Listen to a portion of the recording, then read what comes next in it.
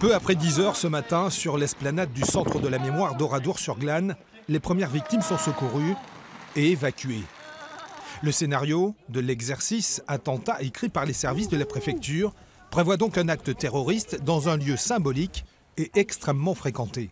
C'est une commune effectivement extrêmement symbolique, mais il s'agit aussi de la commune la plus visitée du département de la Haute-Vienne, puisque nous avons entre 250 000 et 300 000 visiteurs entre le Centre de la Mémoire et le village martyr.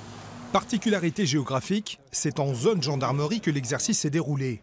L'occasion pour les pelotons de surveillance et d'intervention de répéter des gestes et de parfaire des stratégies. On a essentiellement fait jouer le PSIGL de Saint-Junien en première intervention, puisque ce sont eux qui sont les plus proches d'Oradour.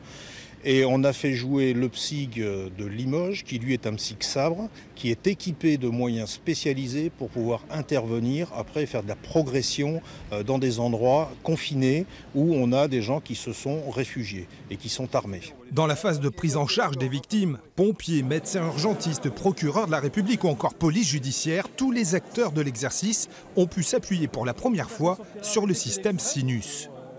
C'est un bracelet qui se fixe sur les victimes, sur la partie la plus accessible, et qui permet, avec décollage de chacune des étiquettes, d'alimenter une base de données commune à tous les services concernés. L'exercice avait donc pour but d'améliorer la coordination des différents services. Dans le scénario, on a dénombré 6 blessés, 11 victimes décédées et un terroriste neutralisé.